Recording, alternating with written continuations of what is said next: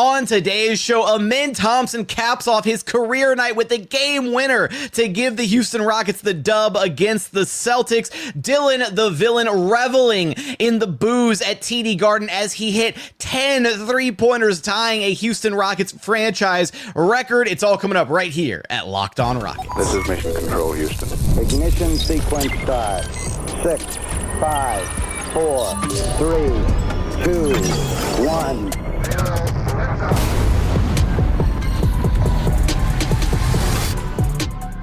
The Houston Rockets just handed the defending champion Boston Celtics an L on their home turf at TD Garden thanks to the game-winning floater by none other than Amen Thompson. What's up, and welcome to another edition of Locked On Rockets, your daily podcast home for everything Houston Rockets basketball. As always, I'm your host, Jackson Gatlin, native Houstonian and credentialed media member. I'm also the host of Locked On NBA Thursdays. Be sure to follow along wherever you listen to your podcasts or on YouTube. Just search Locked On Rockets, where the best way you can help us grow our show is to listen every single day on a podcast platform you're choosing. Like and subscribe on YouTube. Drop us a comment while you're there. I want your reaction to Amen Thompson's game winner, your reaction to Dillon Brooks hitting 10 threes in this game, or just do a drive-by, say go Rockets. It helps us out a ton. Also, you know what time it is. A big win against a quality opponent. Release the hounds. Release the hounds. Head on over to Locked On Celtics YouTube channel and tell them Locked On Rockets sent you by. Also, subscribe to our daily Locked On Rockets newsletter. Would sincerely appreciate that. So much to get into on today's episode. Amen Thompson capping off his career night, best game of his career, bar none, with the game winner to put this Celtics team away. Rockets with the 114-112 win. Dillon Brooks, my goodness, it just inferno, human torch. Dillon Brooks tying a Rockets franchise record, 10 made three-pointers. And then we got to talk about how Boston guarded Jalen Green, Alperen, Sengun, other guys who stepped up on the roster. Going to get to all of that and so much more on today's episode. Now, today's episode is brought to you by FanDuel. Super Bowl 59 is here, and there's no better way to make every play more exciting than with FanDuel Sportsbook. New customers can bet just $5, and if you win, you'll score $200 in bonus bets. Download the app or head on over to FanDuel.com to get started. And man, what a game this was for Amen Thompson. Had the game winner, and we'll talk more about that here in just a second, but 33 points, career high scoring for Amen Thompson on 13 of 19 shooting. He went 1 of 2 from downtown, 6 of 8 at the free throw line to go with 10 rebounds, 4 assists, a steal, and a block, only 1 turnover in 42 minutes of run. He was out there a ton, getting it done on both sides of the floor, but this was easily the best offensive performance of Amen Thompson's career. And in part because oftentimes we see him, and not to say that he didn't still do this a little bit in this game. There were still plenty of plays where he was, cutting or playing off of guys like Jalen, like Alperen Sengun. He had the lob in transition early in this game where Jalen, got out on the fast break and threw it up to Amen Thompson at the rim. He had a cutting layup late in this game, to cap off a 13-0 run that the Rockets went on to get back into it in the fourth quarter, and that was set up by Alperen Sengun. So he still has moments where he absolutely feeds off of the gravity and the attention that the other two players generate for him in the Rockets offense. But the biggest difference maker in this game felt like Amen Thompson was basically given the green light to attack this Celtics defense, and that was perfectly illustrated by the fact that Ime Udoka said after the game, he drew up that final play for Amen Thompson to go win this game. It wasn't, it's a broken play, or the Celtics defended this, or they cut off the inbounds pass from Jalen. No, that play was drawn up for Amen Thompson to attack the Celtics defense and go get the win. And that's exactly what he did. This was Amen Thompson and Dillon Brooks' reaction to the shot that won it all. That felt great. I knew going in. I knew this in our breath. That's my first game winner. I feel like Kobe. How can you not love Amen Thompson? He was so endearing. Like, that's my first game. I feel like Kobe. And he said it with such he's still just a kid, man. He's so happy out there. And he did say after the fact, that was his walk-off interview with courtside reporter Vanessa Richardson, always doing an amazing job covering this Rockets team. He said after the fact in the post-game media availability that It's not the best game winner of his career. He said the best game winner of his career was game 2 of the OTE finals. And then somebody in the locker room yelled at him. He was like, OTE doesn't count. He was like, OTE definitely counts. So a little good-natured ribbing there. But man, I think that kind of illustrates just the level of growth and the level of trust that Ime Udoka and the Rockets coaching staff have in Amen Thompson, where on a night where Jalen Green was struggling, where Alperen Sengun was struggling due to the double bigs and the size on the interior of the Boston Celtics defense, that Amen Thompson was tasked with, all right, cool, like, attack in space, right? You're going to be, if they're going to try and guard you with bigs, if they're going to try and put Kristaps Porzingis on you or Neemias Queta or whoever, then attack in space, get to your sweet spots. And that's exactly what he did, right? He didn't settle for outside shots. He didn't shy away from the fact that the Celtics were giving him these downhill opportunities, and he kept slicing through the Celtics defense. It didn't matter. Now he still had a handful of his usual scoring opportunities, playing out of the dunker spot, cutting, second chance opportunities inside the paint. But my goodness, this was easily the best game we've ever seen of Amen Thompson literally just having to put the ball on the floor and create and do something and get downhill. And if you don't look at this kind of a game and see what his ceiling is as a star level player in today's NBA, I mean, for the most part through his career, he's been utilized as this Swiss Army knife utility wing type player. You see flashes of like peak Andre Iguodala and how he plays, but his ceiling is like an insane hybrid between like Russell Westbrook, who's like locked in like Bestbrook, right? Not the bad versions of Russell Westbrook, because his basketball IQ is through the roof, but like a mix between Russell Westbrook and like Giannis, like a hybrid between those two guys with his sheer blend of speed, quickness, athleticism, physicality, strength, all these things that were fully on display in this game. And since Amen Thompson has entered the Rockets starting lineup and has been given kind of that opportunity to really flourish in the starting lineup, they're 12-3 now with him as a starter this season. I mean, we're fast approaching the territory, and we might already be there right at this moment. And I think we kind of are there at this moment, that Amen Thompson is the Rockets' best player. He's their most impactful player. He's their best player on like a per minute basis. He's their best defender. He's one of their most impactful offensive pieces. He's one of their most efficient players, and he's very quickly shoring up the deficiencies in his game, right? The things that really the only thing that's drawn him back has been the handle hasn't been quite as tight as it needs to be, and then the outside shooting, and he's showing he's rapidly developing. Like the exponential growth on Amen Thompson's game since being thrown into the starting lineup, to be able to see this type of a performance against the defending champion Celtics, a team that had Jayson Tatum and Drew Holiday and Jaylen Brown and Kristaps Porzingis, all these guys, legitimate star level players all on the floor. And Amen Thompson was the best player on the court in this game, bar none. Dillon Brooks was the second best player in this game. But man, just an insane performance from him. I think the most important sequence of the game was the Celtics went on that insane run in the fourth quarter, and they hit like 10 of 12 shots in a row. They went up 12, and it kind of like, all right, here it is. Rockets offense is stalling out. Celtics are going to run away with it. They're bombing all these threes. It's all she wrote. And then the Rockets responded in a huge way, and they capped off their very own 13-0 run to regain the lead and get themselves back into this game. And that final play of that 13-0 run, Amen Thompson blocked a Drew Holiday three from behind, recovered the basketball, saved it into a teammate from going out of bounds. And then on the other end of the floor, after the Rockets got their half-court offense set up, they had the ball down to Alperen Sengun. Amen Thompson cut through the lane. Alp, dished the ball to him, and Amen was able to go up and reverse at the rim for two to give the Rockets the 102-101 lead, capping off that 13-0 run.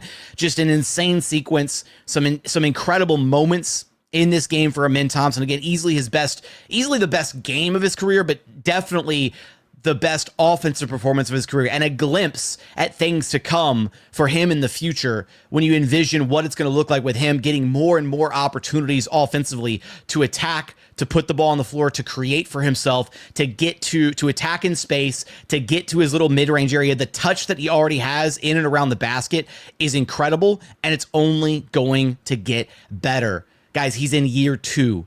He's not even 22 years old yet. Amen Thompson has the makings of a guy that's going to be one of the future true superstars of the league. That's been one of the biggest questions for this Rockets team. They have some star level players in Alperen Sengun and Jalen Green, when he's playing at the best of his abilities. Those two guys play like all-stars, absolutely. But the Rockets do have a future superstar, and his name is Amen Thompson.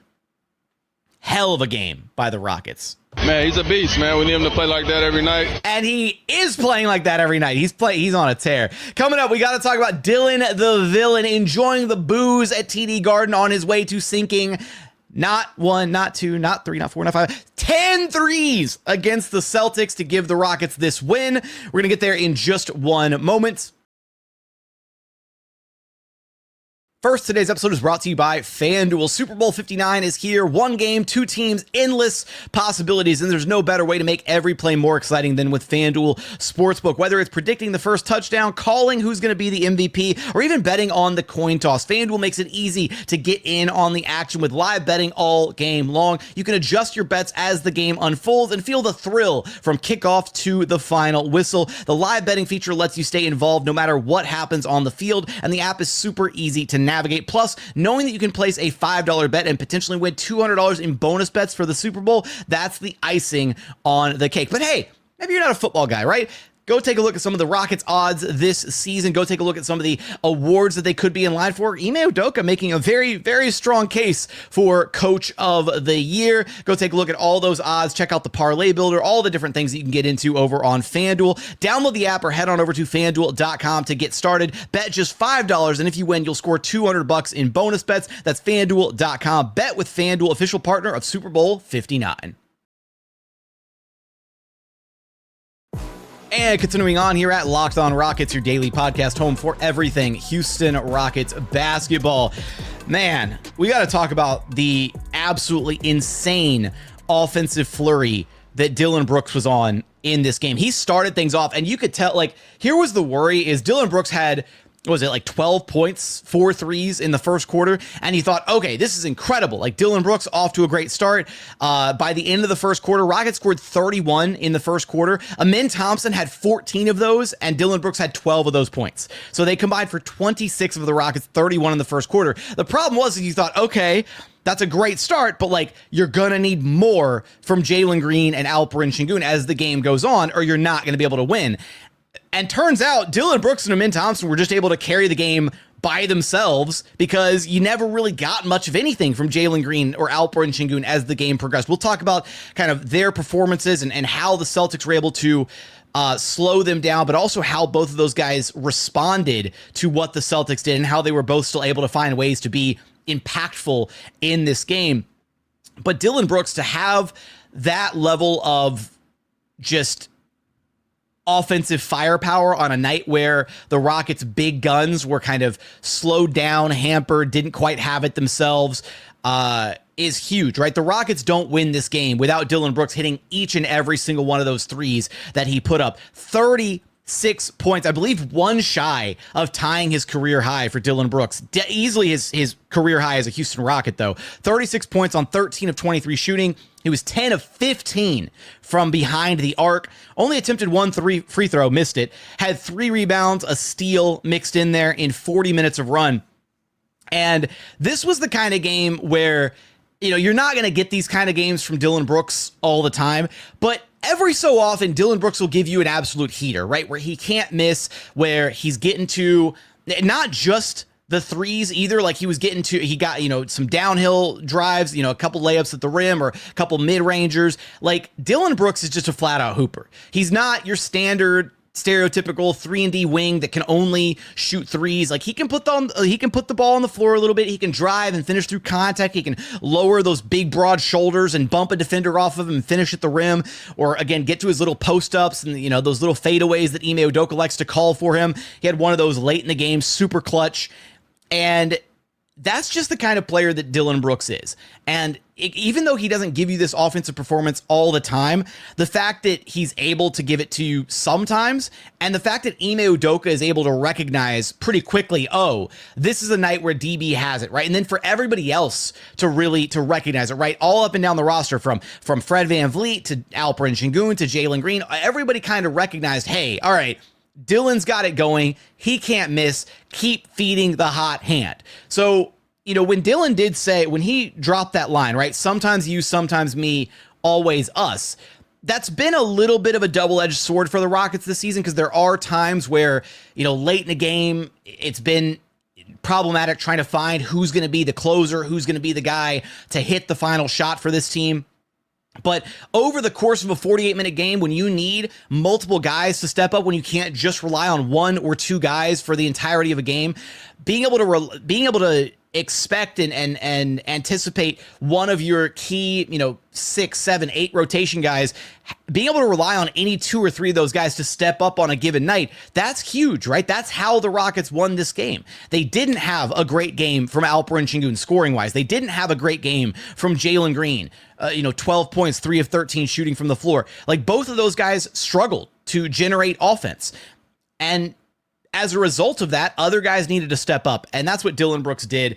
And when he's playing like this, it's incredible. And then on top of that, for him to just be like, there's something about Dillon the villain and his ability to thrive in like the most insane environments, because he was like, the boos were literally just raining down at TD Garden. I mean, Dillon Brooks gets booed more than any other player when the Rockets are on these road trips, when they're going to, opposing team arenas. The only arena that Dillon Brooks, there's only 2 arenas that Dillon Brooks doesn't get booed at, really, and that's Memphis, because they still have a lot of love for DB, and then Portland, because he played for the Oregon Ducks. So, like, those are the only 2 arenas where he doesn't really get booed at. Everywhere else, all 28 or 27 others, other arenas, Dillon Brooks is getting, just heaps of boos. And in this one, right, he had a little dust up with Kristaps Porzingis after Porzingis dunked early, and had some words for DB afterwards. And then he had another play where he was in the middle of the floor and got knocked down, and he was doing a little shimmy, a little dance on the floor as the boos were just pouring in from the crowd. And something about the boos, man, it just energizes him. He's all about it. He's one of the ultimate like heels in the entire NBA. Like, when you are the villain like that, you have to embrace that role, and Dillon Brooks does it better than almost anybody in today's NBA. And after the game, as he was, we had the line with him and Amen hyping up the game winner, but then before Amen Thompson walked off, it was supposed to just be a Dillon Brooks interview, and then Amen Thompson, I don't know how, like, credit to Dillon Brooks, he had an incredible game. I don't know how Amen Thompson wasn't like the de facto interview with that game winner, but the fact that we got both of them was really cool. But then before Amen Thompson walked off, Dillon Brooks dapped him up again and said, "Thanks for getting my first win in this MFN building in my career." Because I guess Dillon Brooks to that point had been winless at TD Garden, so that was another cool moment that those two shared before Amen headed back to the locker room. Just a ton of fun, a great win for this Rockets team, and 2 absolutely stellar performances from both Dillon Brooks and Amen Thompson in this game. Coming up, I do want to talk about some of the in-game adjustments, some of the things that both of these coaches threw out there, how the Celtics were able to slow down Alperen Sengun and Jalen Green, how both Jalen and Sengun responded to those adjustments, and then also what the Rockets were doing game plan-wise to be able to try and limit what the Celtics were doing. We're going to get there in just one moment.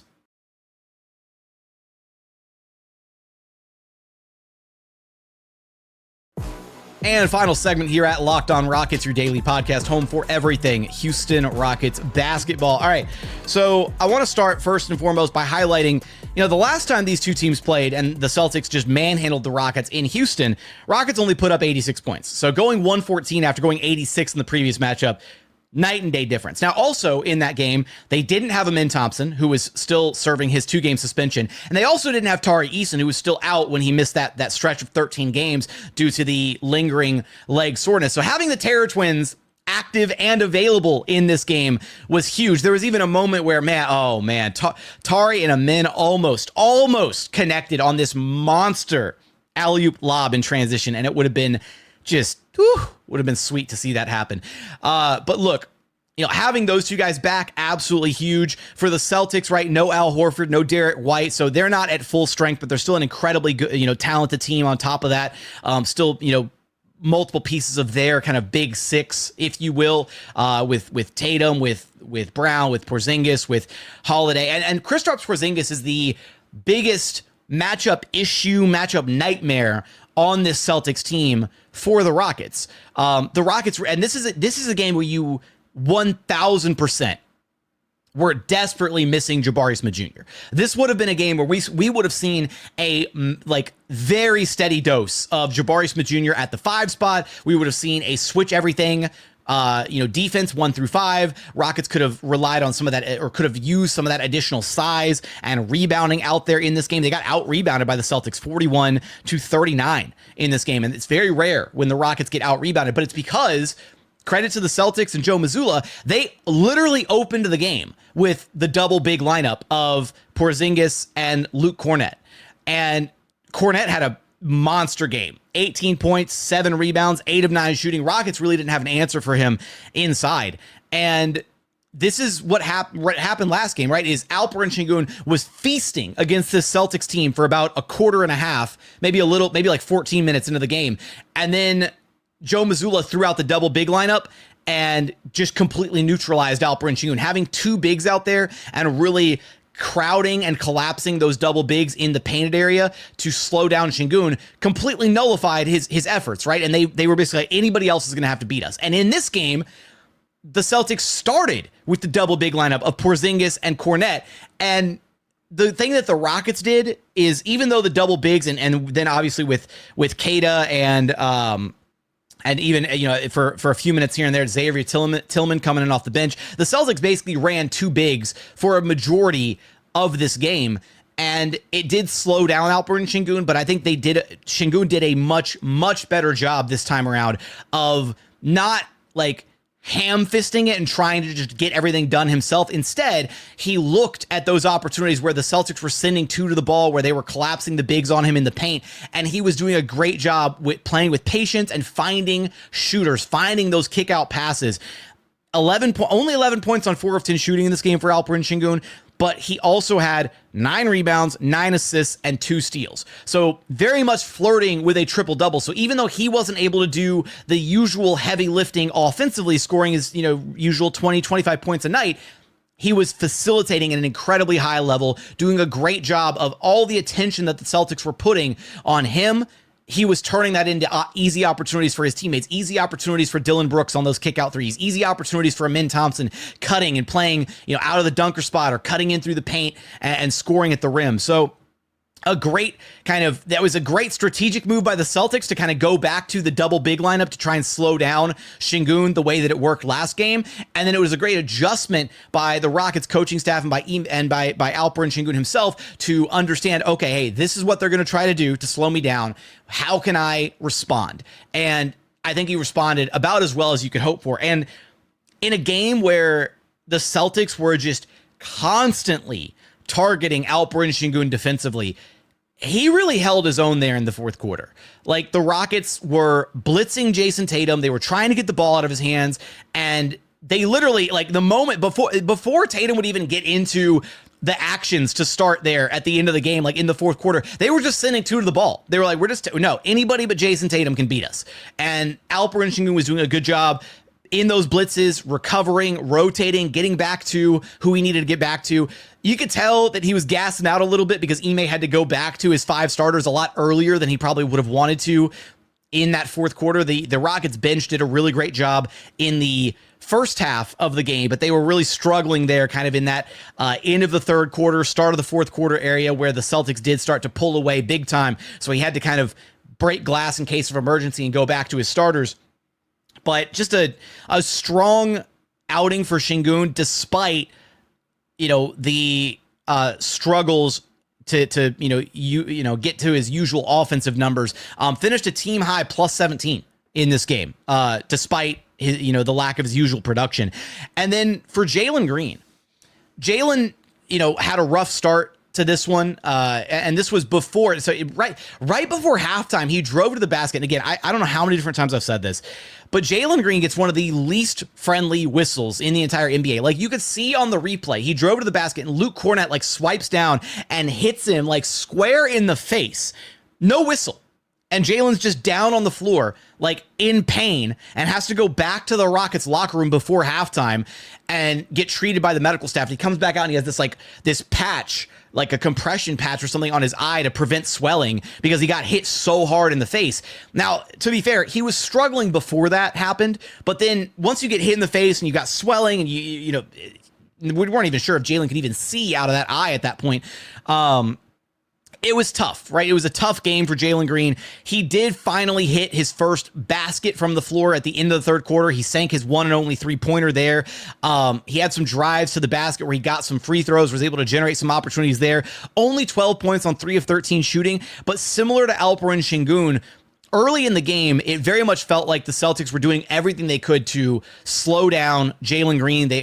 This is just kind of a bad matchup too, because the Celtics have a lot of size on the wings, a lot of really strong defenders to throw at Jalen Green, right? Drew Holiday, Jaylen Brown, Tatum, all these guys that do a fantastic job. Even Jaden Springer, who's an incredible defender, not the best offensive player, but an incredible defender to slow down Jalen Green. And he was really struggling to get into his rhythm, attacking this point of attack defense of the Celtics. But he also did a great job facilitating, right? He did a great job making reads, finding guys, and between Jalen and Fred, those two guys, and you count Alperen Sengun in there as well, but I gave Alp his own credit on his own terms. But even though the Rockets backcourt had a very quiet night, right? Fred, 7 points, 2 of 9 shooting. Jalen Green, 12 points, 3 of 13 shooting. They combined for 13 assists. Fred had 7 of them. Jalen had 6 of them. 13 assists and only 1 turnover. That was a huge key to the success in this game. The Rockets just didn't turn the basketball over. And even when they did turn the ball over, the Celtics weren't really able to capitalize on those opportunities. The Rockets only had 8 turnovers in this game, and the Celtics only scored 7 points off of those 8 turnovers. Meanwhile, on the other end of the floor, the Celtics are literally the best team in the NBA at taking care of the basketball, and the Rockets were able to force the Celtics into 15 turnovers and scored 21 points off of those 15 turnovers. So that was a significant factor in this game for the Rockets. And on top of that, talked about Dillon Brooks' 3-point shooting, but when you're able to successfully outshoot the Celtics from beyond the arc, Rockets 17 of 41 for 41.5%, Celtics 15 of 39 for 38.5%. When you're able to outshoot the Boston Celtics, good things are likely to happen in a game. It is a tall task to outshoot the Boston Celtics from three-point land, but they were able to do it. And a big part of that was the defense on Jayson Tatum. Tatum was scoreless in the first half of this game, and then he lit the Rockets up in the third quarter. He had 15 of his 19 in that third quarter, and then only scored 4 points the rest of the way. So he finished 19 points on 14 shots, 5 of 14 shooting, and only 1 of 7 from downtown. There were a couple moments where he started heating up in that third quarter, and you kind of thought, here it is. All right, Tatum was a no-show in the first half, and he's gonna dominate the rest of this game and work his way up to 30, even though it might not be on the best efficiency. But even Jaylen Brown, 28 points, but it took him 23 shots to get there. The Rockets defense was very locked in this game. They did a really solid job, and I want to give Ime Udoka a little bit of credit here. Because at the end of this game, look, flat out, Jalen was struggling, right? And it just wasn't his night. It's a really tough Celtics team, and he was still finding ways to facilitate, get his teammates involved, be impactful with all that attention that the Celtics were putting on him.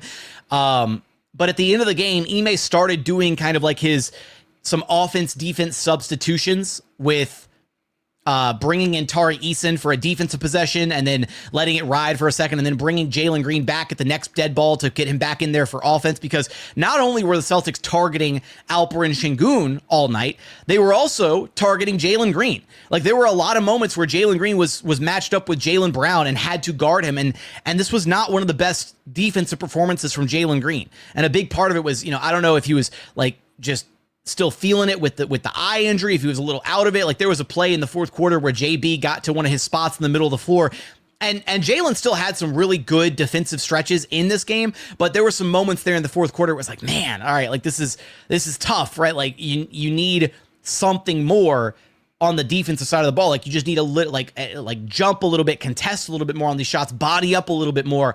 And So for Ime to do those offense-defense subs, to get Tari Eason out there a little bit, to have another big body to match up with some of the Celtics wings, I thought was really crucial. And then at one point, he basically just left Jalen on the bench. He was like, look, not your night, not a problem, right? And he just rode with the guys who did have it going, right? He went with Amen Thompson because the Celtics were just willingly guarding him with Kristaps Porzingis at that point. And that was a mistake by Joe Mazzulla and company to think that they could get away with that. And Amen Thompson made them pay.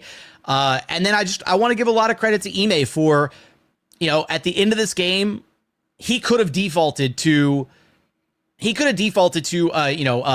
Fred VanVleet, Alperen, Sengun pick and roll. He could have defaulted to a Jalen Green ISO. He could have defaulted to any one of the usual go-to options late in this game. And instead, he looked at Amen Thompson and said, nah, this is your shot. And Amen was kind of surprised. He said at postgame, he was like, oh, that's for me? Okay, all right, shoot. So just a great moment for him. Another stepping stone in his career, watching him blossom into truly what is going to be not just a star level player, but a superstar level player for this Houston Rockets team. Easily one of the best wins of the season for this club. I mean, I don't know. It's funny because there are so many games that you could quantify as like the best win of the season, and it's kind of like a running, like it's just kind of feels like a joke at this point where it's like, oh no, this is the best win of the season, and then this is the best win of the season. But like it really feels that way. After this win, the Rockets have the third best record in the entire NBA. That's how good this team has been. Like at some point, you have to start to wonder, is this team better than just like, oh, they'll make it to the second round and like we're expecting a second? Like, could this team go on a conference finals run? Could this team go on a finals run this season? It kind of feels like when you look at the state of the Western Conference that we're headed for a Thunder Rockets Western Conference Finals matchup. Because I look up and down every other team in the West and none of them scare me. Except for OKC. That's the only team that scares me in the Western Conference. Every other team, maybe a healthy Denver with Jokic or a healthy Dallas with Luka, Kyrie, like those teams are a little scary, and you got to give Dallas some respect. They are, fresh off a finals run, but they've also been battling injuries all season long. So can they even get healthy? This Rockets team is so good, and they're still not 100%. They're still missing Jabari Smith Jr. And despite how good Amen Thompson's been playing, and kind of it was the Jabari injury was kind of a blessing in disguise for Amen Thompson to finally be reinserted into the starting lineup, similar to the Alperen Sengun injury last season. Jabari's still an important part of this team. He gives the Rockets a different look than they have otherwise. Like, this was not a great matchup for Steven Adams at all. And it felt that way when he was out there on the floor. Steven Adams, minus 11 in his 14 minutes, was getting killed in that stretch again to end the third quarter, to start the fourth quarter. And this would have been a game where Jabari could have been huge. So getting him back is going to be key for this Rockets team to be the best version of themselves. And when they get Jabari back, you'll be able to have the Jabari Tari Safari party, whatever the hell those two guys were joking about with their rhyming names, coming off the bench eventually down the line. But I want your thoughts from this Rockets win against the Celtics, 114-112. Let me know how you felt about this game. Give me all your thoughts in the YouTube comments. Don't forget to go release the hounds. Let Locked On Celtics know that Locked On Rockets sent you by. Remember, the best way you can help us grow our show is to listen every single day on a podcast platform of your choosing. Like and subscribe on YouTube. Drop the comments while you're there. Subscribe to the daily Locked On Rockets newsletter. But as always, thank you so much for watching. Thank you so much for listening. And we look forward to having you back right here at Locked On Rockets, your daily podcast home for everything Houston Rockets basketball.